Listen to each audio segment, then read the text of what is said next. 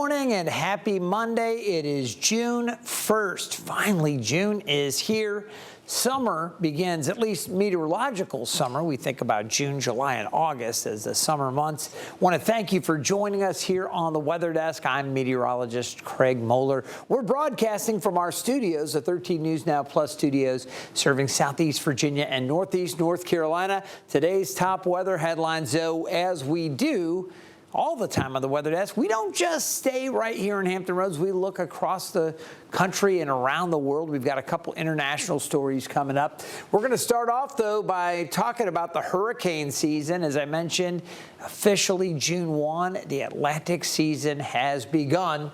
We'll talk about that. We'll have hurricane preparation tips.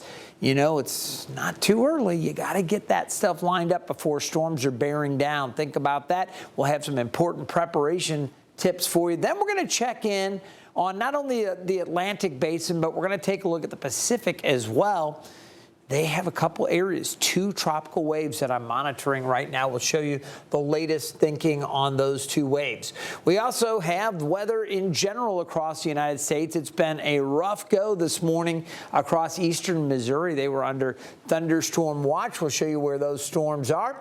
We have a story coming up on Texas peach growers. You know, we've talked about different farmers with different crops around the country impacted by drought in some cases, some other things.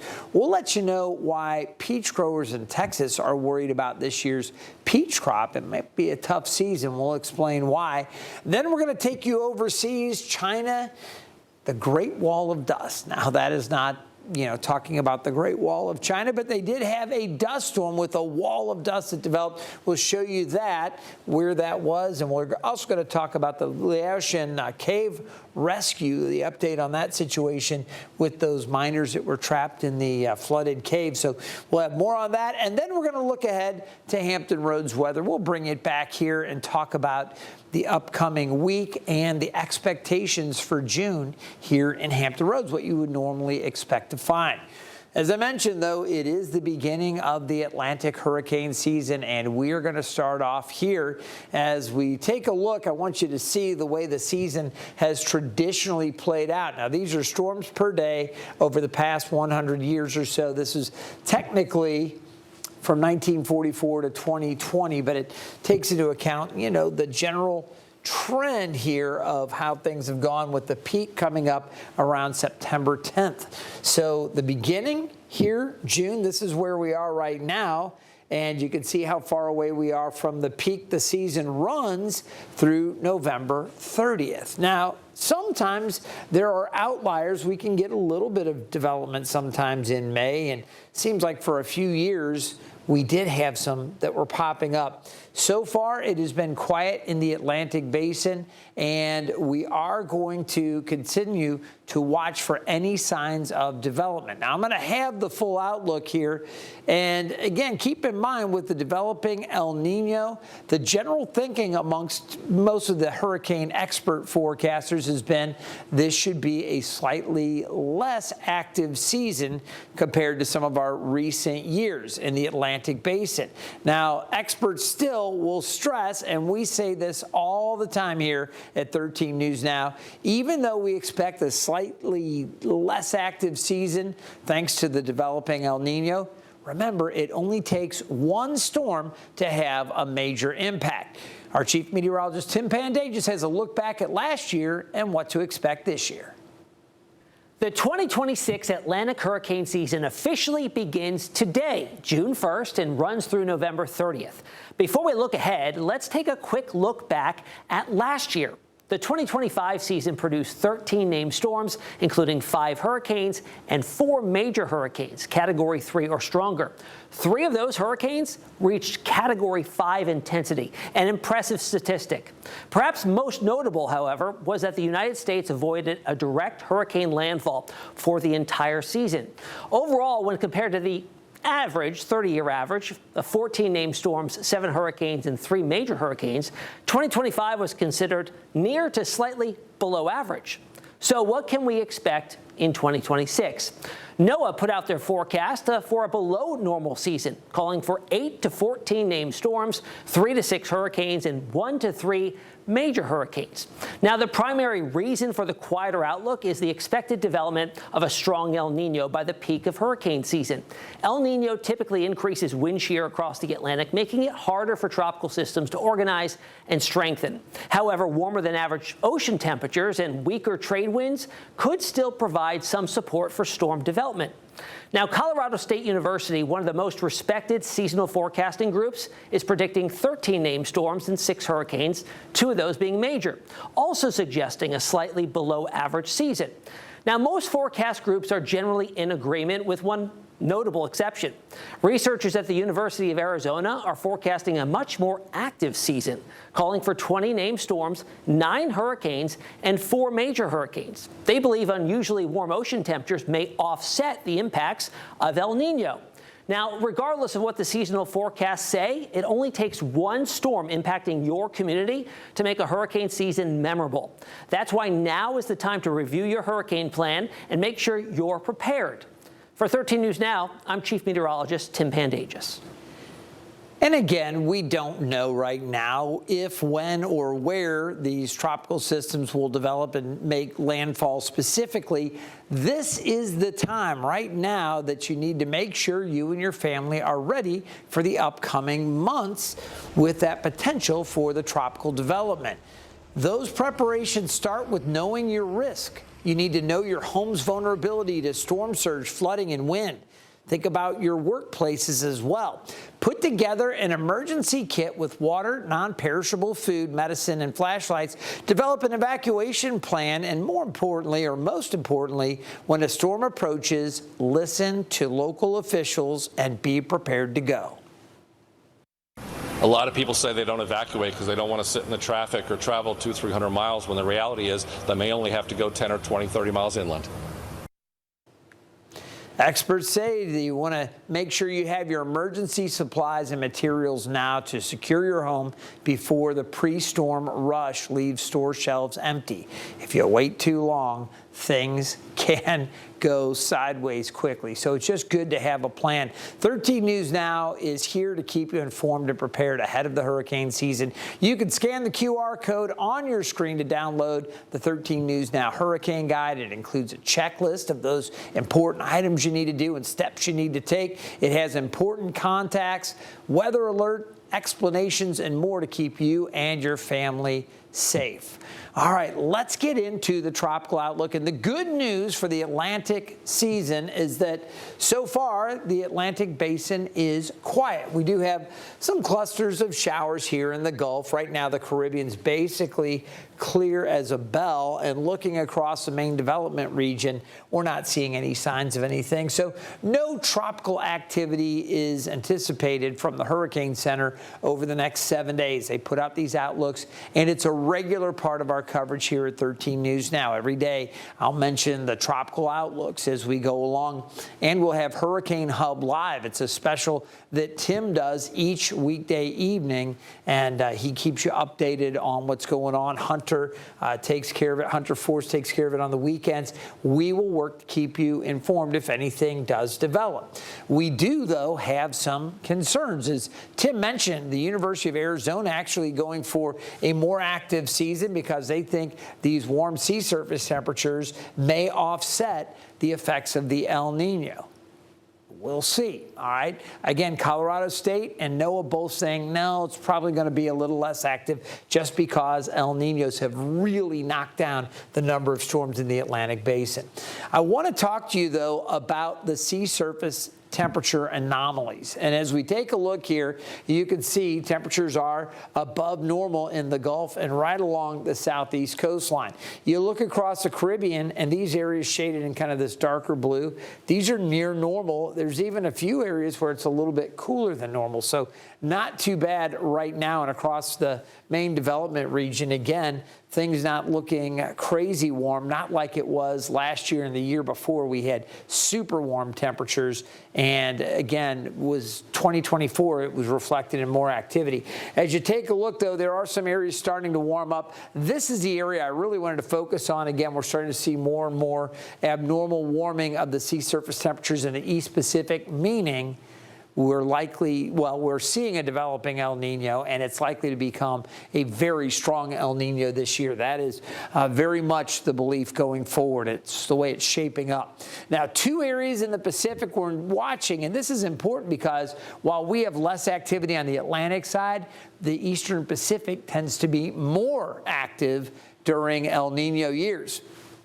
So there's an area here that's going to move up along the southwest coast of Mexico. That likely will bring some rain to the area. Only a 30% chance of development in the next 7 days. But regardless, if this just becomes an unorganized complex of storms, it could still bring some heavy rain to that part of Mexico we'll be watching. And then this one, a 90% chance of developing into a full tropical system. What I will tell you is, as I looked out with our global models, it kind of spin it around and stall it out and then eventually fizzle it out. Hawaii's over here still hundreds and hundreds and hundreds of miles away, so we'll keep an eye to things. But that is something that already here we are starting to look for more development. At this point, it is not a threat to Hawaii. All right, we're going to take a short break. Coming up, a late season freeze is taking a bite out of this year's peach crop. What farmers are doing to salvage the season.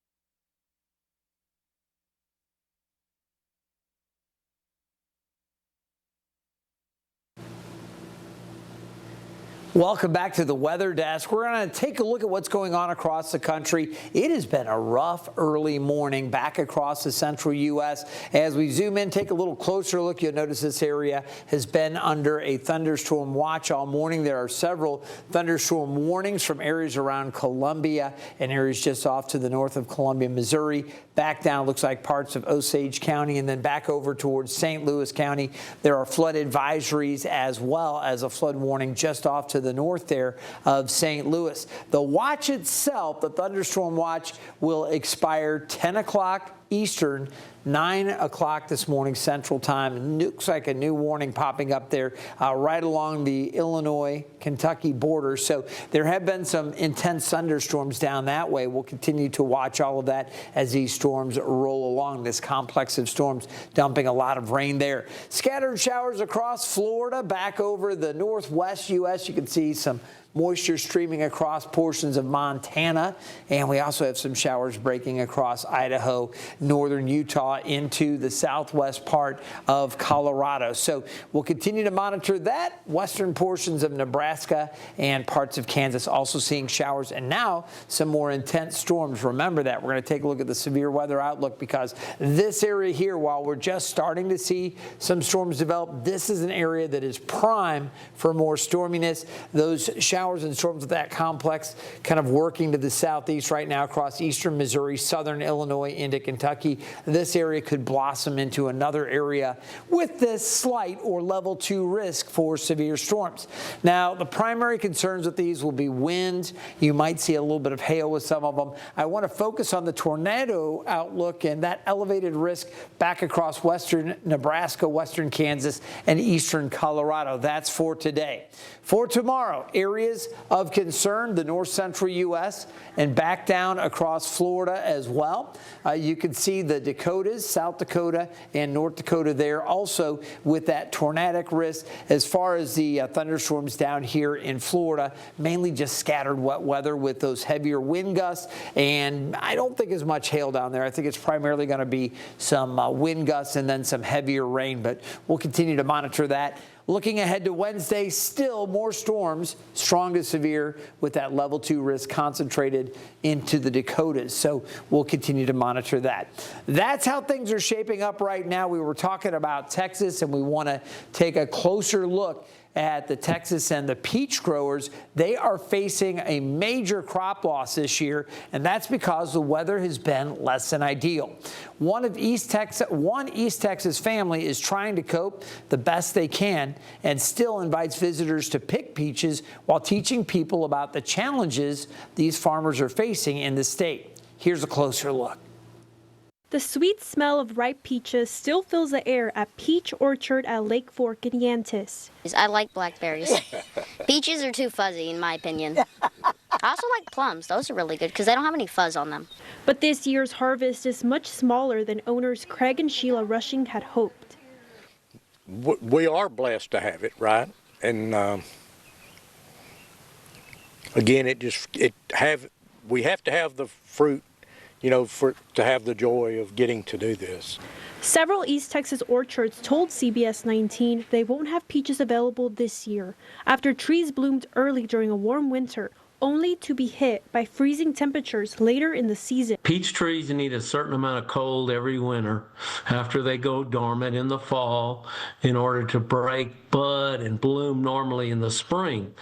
And this past year, we were really low on chill. Larry Stein, a horticulturist with Texas A&M AgriLife, says the problem extends far beyond East Texas. And that late freeze in March got colder than we anticipated, and that's where a lot of people, the crop was marginal at best because of the lack of chill, and then we had the freeze, and so that really took a toll on the peach crop for 2026. The result is fewer peaches on store shelves and at local orchards.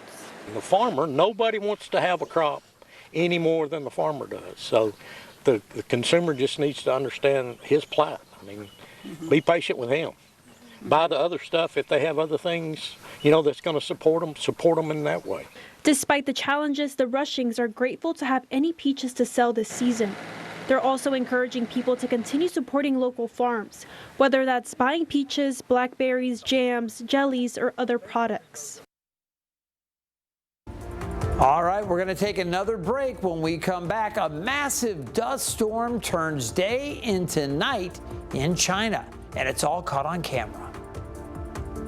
Plus, the final 4 villagers rescued from a flooded cave in Laos. A look at the daring rescue and how the men are doing.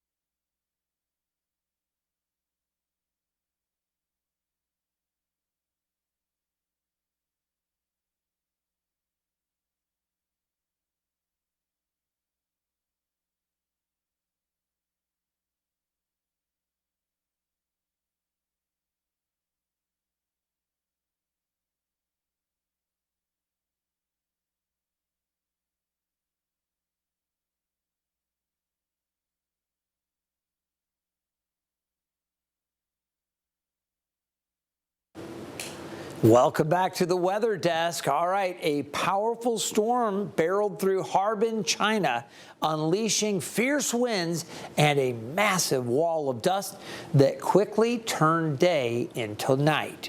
Video posted to social media shows just how fast conditions deteriorated, skies going dark in a matter of seconds as blinding dust swept through the city. State media reports wind gusts reached up to 79 miles per hour, strong enough to match typhoon-level conditions. The storm also knocked out power in several areas. So far, officials say there are no reports of injuries. All right, we're going to stay international and turn our attention down to Laos. You may have heard about this in the central and southern part of the country. This dramatic video shows the final 4 villagers rescued from a flooded cave in that country. Jen Sullivan has more on the daring operation. Cheers and cries heard as the remaining 4 men trapped inside a cave in Laos for more than a week are finally free. This video capturing their emotional reunion, families tearfully embracing. The 4 remaining men were able to crawl out on their own on Saturday after rescue crews successfully pumped out water inside the cave. Originally, divers from an international rescue team planned to rescue them in high waters, which they say would have been dangerous for everyone involved. It was the best outcome. Exhausted after spending 10 days in dark, damp conditions, the men were taken to a camp to undergo medical care. You can see them wrapped in foil on stretchers. The adrenaline, they run for their life, and once they arrive to the camp, they just run out. You can see one of the villagers being placed in an ambulance. Some of the men developed skin and intestinal problems. The 5 villagers were illegally mining for gold May 20th when torrential rain caused flash flooding, sealing their exit more than 850 feet away. Rescuers finally discovered them a week later. Friday, one of the trapped men was able to be rescued, telling people he was grateful to be out.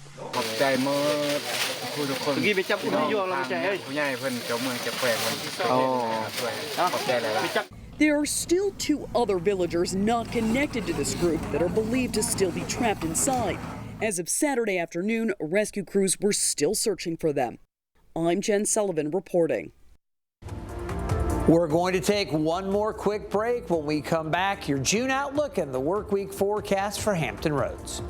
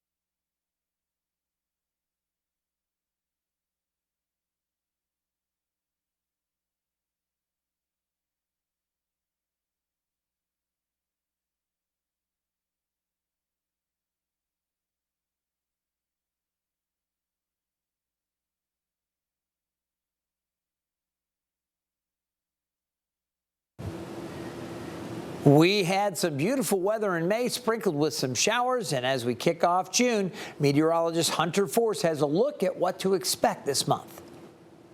As we flip the calendar to June, summer is ready to make itself known across Hampton roads. Our average high temperature starts the month around 81 degrees and climbs steadily to about 89 degrees by the end of June. Of course, Mother Nature, though, can always throw us a curveball. The hottest June temperature ever recorded in Norfolk reached a scorching 102 degrees, while the coolest dropped down to 45 degrees back in 1967. June is also one of our wetter months. On average, we pick up about 4.43 inches of rainfall, but sometimes all of that rain can come in a hurry. Norfolk's wettest June day on record dumped 5.76 inches of rain in just one day back in 1963. And the wettest June overall occurred in 2006, when more than 10.5 inches of rain fell throughout the month. And if you've noticed those longer evenings, they're about to get even longer. Sunrise at the beginning of June is around 5:47 in the morning and changes very little through the month. Meanwhile, sunset continues to get a little bit later, reaching about 8:28 p.m. by June 30th. So expect warmer temperatures, plenty of daylight, and the occasional soaking rain as we head into the first month of meteorological summer. For 13 News Now, I'm meteorologist Hunter Forst. Yeah, Hunter, I am absolutely loving our long days filled with sunshine across Hampton roads. Right now, it's also filled with some wet weather. Remember, we're 4.3 inches below average for the year. So while this isn't drought-busting rain, we'll take these showers. You can see a little bit of this activity down in North Carolina. There's a cold front coming through right now that's acting as a focus or a trigger for some of these cells. And we do have some moderate to heavier rain showing up down over Currituck right now. All of this is moving along to the east. Want to jump into the future cast again? We'll see that chance for a few more showers, maybe an isolated thunderstorm or two. Then as we go through the overnight, skies are going to be mostly cloudy for much of the overnight. Tomorrow we start off with a few clouds, but by the afternoon it becomes mostly sunny. Excited about that. Cooler thanks to the onshore flow from the northeast and the north as we go through the day tomorrow. And then Wednesday, we'll start to see temperatures coming back a little bit. It will be warming after that. Let's go ahead and get to the 7-day forecast. Our temperatures are going to be going up in a big way as we get through the next couple of days. More sunshine, but then the heat builds in. As we get to Friday, we're back up to near 90. Saturday and Sunday, low to mid 90s. It'll be feeling like summer as we get into the weekend for sure. Hope you enjoyed this edition of the Weather Desk. I'm meteorologist Craig Moeller. We'll see you next time.